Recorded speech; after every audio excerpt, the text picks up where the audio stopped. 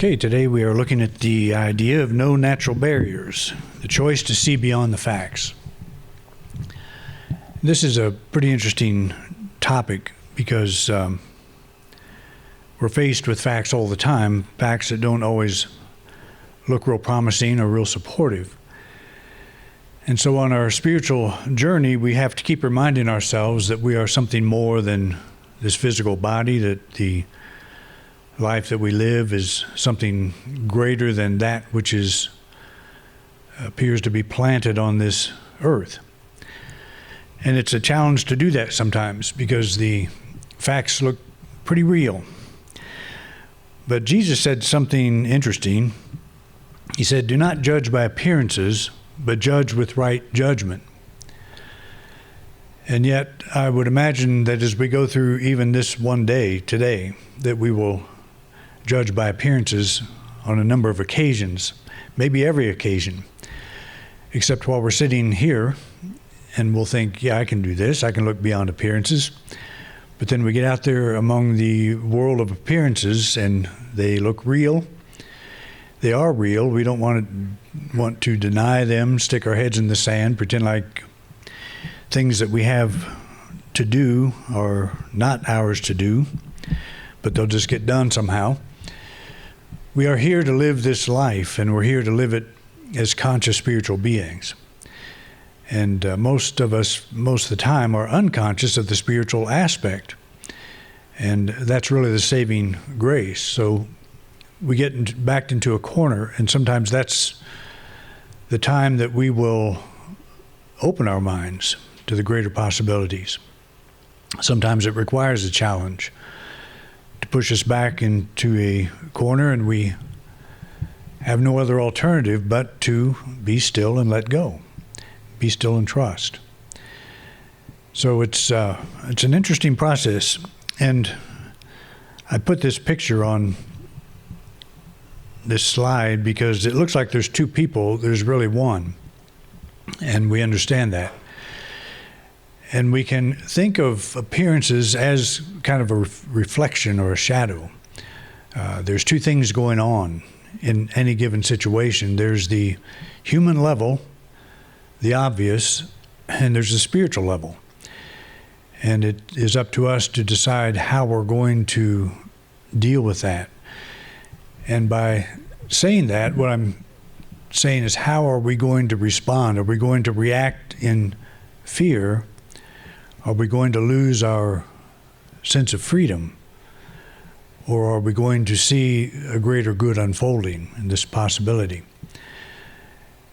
And we come back to the idea that this is, what is this spiritual teaching about? What are we going to the trouble of looking at it for? Why does it appeal to us?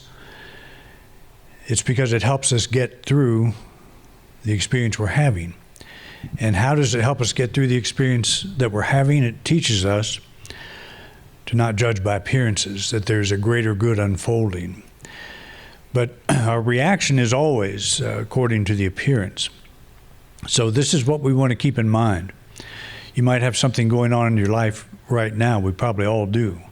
Something that we're not quite sure of the outcome. We're not sure how things are going to go. And we might be feeling a little bit stressed out by that. So we're looking at the facts on the table. We're looking at the appearance. And we're having a response to that. And again, we don't want to pretend like life is not happening. We don't want to pretend like that situation is not there, that there are things that we may need to do. But that is, the judgment is our inner experience. How are we responding? What's going on within us? Are we free or are we bound by fear, by uncertainty about the future? And that's what we're seeking freedom from. Jesus had a prayer for his disciples. He said, I'm not praying that they be taken out of this world, but that they be kept from the evil one. And what is the evil one? It's our own perception. It's our own mind. It's the way we process a given situation. That's the thing that does the real damage to our peace of mind. It's our response to it. And why do we respond negatively to something that pops up? Because we say to ourselves, that's a big thing, it's bigger than me. I don't have the resources to deal with it. And that may be the fact. Maybe we don't have the resources to deal with it at that moment. We do have the resources to begin to deal with it, and that is to get hold of our own awareness, get hold of our own attention, to remember there are no natural barriers. And let's talk about that. In my book, The Complete Soul, I state that there are no natural barriers to the soul's expression. It would make no sense for the divine to put obstacles between us and the peace and freedom we desire. Accepting that this is true means that our executive faculty of judgment is naturally optimistic, biased toward all possibilities. And I talk about various executive faculties, and one of those is a faculty of judgment. And the reason that I call them executive faculties is because we make the choice on how we're going to use them. And we do have the faculty of judgment. He doesn't say don't use your judgment. He says judge righteously, judge from a right point of view. And so this idea that there are no natural barriers, and the basis of that idea in the book is the belief that the soul is currently incomplete, that it is evolving, and that we would attribute all of our problems in life to having spiritual eyes that are not quite open. I'm not quite evolved to see. I'm not quite evolved enough to experience the level of someone like Jesus would experience. So that would be a natural barrier. If we were not evolved, if our soul was not evolved, that would be a natural barrier, not something that would be a problem of ours. It would be an evolutionary problem. But if we accept the idea the soul now is complete, that which I desire at the deepest level is present right now. I may not be aware of it. I may be asleep to that, but it's present. And there are no natural barriers between my awareness and the ability to experience that. I could be illumined fully in the twinkling of an eye. And this is one of the aspects of Paul's life I find quite intriguing. He is an anti-Christian. His whole motivation in life is to persecute and imprison all Christians. And on the road to Damascus, he has an awakening. He has an experience that changes his entire life profoundly, to the point where he becomes the greatest advocate of Christianity. So we don't know exactly what happened to him, but we have to be pretty sure that something happened, something profound. That whatever happened to him could have happened to him 5 minutes earlier, but 5 minutes pass and he has a mind-opening experience. He experiences something that was present all along, but his mind was focused elsewhere. That's not evolution. That's revelation. So if evolution is a fact, how could Paul's soul jump from hatred toward a particular group to absolute confusion and then ultimately love toward that same group? Where did those resources come from to make that ability? Where's the power to change come from? It's already there. And the only barrier is unnatural. It's not natural. It's a perception. And as long as we hold the idea that I've got a problem and that problem is bigger than me, that is an unnatural barrier. The natural barrier is to shift over to the idea that that which is in me is greater than that which is in the world. That's the natural, that's the truth. To say that is to set aside that perceived barrier.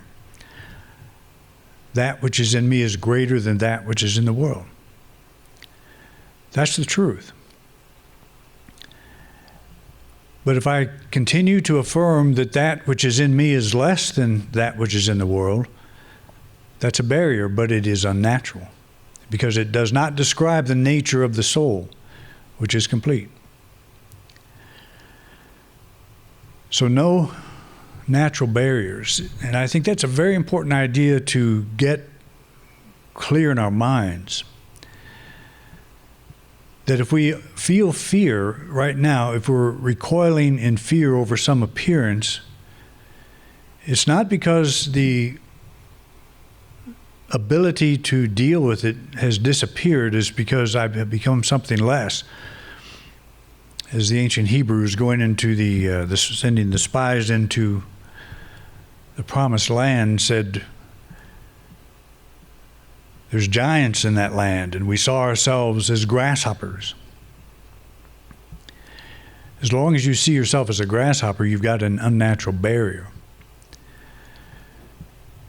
It's okay to do that as long as you remember you're not a grasshopper eventually, because as long as you see yourself as a grasshopper, you're going to recoil in fear. But if you say there's no natural barriers, as Joshua did, he says they're not that big. We can handle this problem. 1 out of 12 people said that. So the majority, if they had their way, they never would have gone in. And the majority of our thinking often does the same thing. We perceive something that looks bigger and justifies our fear. And that is an unnatural barrier. The problem is there are plenty of unnatural barriers to our soul's expression. We are constantly evaluating our circumstances, either as friendly or hostile. If you truly grasp the idea that your soul is indestructible, then you would be able to contemplate your life from the basis of what's the worst thing that could happen to me. And we would probably come up with death or something like that, to be killed. But often people who have near-death experiences come back and say, there's nothing to be afraid of. There's no death. I'm absolutely free of the fear of death. Because I've been on the other side and I know the reality. The reality is we lose our body. But that's not necessarily a bad thing. We do feel it's bad in the sense that we don't want to lose it. We want to be here and we want to be alive as long as we're here. And we want to experience as much freedom as we possibly can inside this vehicle of a physical body. But there are plenty of unnatural barriers, and they all have to do with perception. If we can remember that, then we will ask ourselves next time we're recoiling in fear, what is this? What is this fear? What is this reason I'm recoiling? Do I have my center of power, my center of strength? Where did it go? Does this thing have the ability to rob me of that which is true of me at the spiritual level? We may have to grapple with that for quite a while. We may have to wrestle with that angel until it blesses us, until it lets us go. That is our own perception. But there are plenty of unnatural barriers, and we all have our own inventory of those things.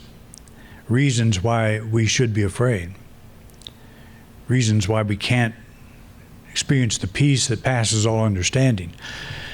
That's why that phrase is important, peace that passes all understanding. What's the all understanding? It's normal human perception. There's things that can rob you of your peace. That's the belief. And we've all bought into it at some level. So if that's true, then learning all this spiritual stuff is valueless. Because if there's things that can actually rob us of our peace, then no matter what we learn, something's going to come along and rob us of our peace. Something is more powerful than we are. Something is greater than our soul. So all of this spiritual stuff is just feel-good teaching. It doesn't amount to anything. It just gives me some sense of hope or strength or whatever. And if that's as far as I want to take it, then that's okay, as long as I understand that's what I'm doing. So we always have to ask ourselves, what is the substance of what we're learning? What is the substance of this idea that I am a spiritual being expressing through a physical body on this material plane? What does it mean to be a spiritual being? Every time we experience fear, we step out of that identity. We step away from our center, and we identify more with the outer side, the physical side. Again, we all do it, and it's a knee-jerk reaction. We're so used to doing it, we've been trained to do it. In fact, we've been trained that if we don't do it, we're being irresponsible. So what is this spiritual thing all about? Is it really practical? Is there really something practical to it? Is it a roadmap that brings us back to the soul, back to our center of power? Do I actually have that roadmap? And am I willing to unfold it, sit down quietly and study it, be still and know, get myself back where I need to be, and then approach the problem from my center of strength and my center of power rather than from fear? So we all have plenty of reasons to be afraid, to recoil in fear. But if we understand these things are learned, these are unnatural, they're not a normal part of our being, that's a good starting place to come back and start from that center. As a spiritual teacher, Jesus is giving a simple but very important reminder to his audience. We are judged by our own judgment. The choices we make in our mental and emotional responses to appearances determine the quality of our inner experience. So that's what we have to look at. If you think of your inner thoughts and emotions, and just imagine there's a thermostat like that one over there on the wall. And somebody can come over and turn that up, or they can turn it down. They can make you angry, they can make you fearful, they can make you happy. They're in charge of your thermostat. Is that how you're truly designed? Is that how we are truly designed? Is it really possible that the choices we make in our mental and emotional responses to appearances determine the quality of our inner experience? Is somebody telling us what choices to make? Is something telling us what choices to make? And the answer to that often is yes. Someone or something is in charge of our thermostat. They're turning it up or down. Let's turn it up and get worried. Let's turn it down and let go. Just depends on what's going on outside. And again, the reason we do this is because it's so logical. It makes so much sense. Normally I would respond to this kind of thing in fear. Who wouldn't? And we can discuss it with our friends and family and tell them the situation that's going on, and most will agree that, yeah, you have every right to be afraid. You have every right to be angry. You have every right to say what you said to them. But what are we experiencing on the inside? We talk about the advent of the kingdom. The kingdom is coming. This is why nobody understood Jesus. He wasn't talking about something that drops out of the sky. He was talking about your own perception, how you see reality or the perception of another reality, a different reality, a sensual the appearance. The kingdom of God, as the Gospel of Thomas says, is spread out upon the earth and men do not see it. So if it's spread out upon the earth and we don't see it, how do we learn to see it? We are waiting for signs that we can observe. And I don't quite understand this. You know, the Christian movement is waiting for signs to be observed, and that's exactly what Jesus said not to do. That we don't see the kingdom from signs that are observed. We see it within ourselves. It's within us. And that's why they thought the Messiah was a person who would come and overthrow the Roman Empire, free the Jews, establish the Jewish state, that it would be a very observable kingdom. It didn't happen. Jesus didn't bring that about, and so the Christian movement says, well, he's coming back and he'll do it then. If he came back and we knew for sure it was him, he would say the same thing. You're waiting for something that you will never see in the physical world. You don't see it out there until you see it within yourself. Your soul is complete. The world you live in is complete. This universe is complete. There's always going to be wars and rumors of wars. There's always going to be issues. The poor will be with you always. There will always be problems in this three-dimensional world. But the question is, how long will you continue to respond to these appearances? Say the world is broken, so I guess I am too.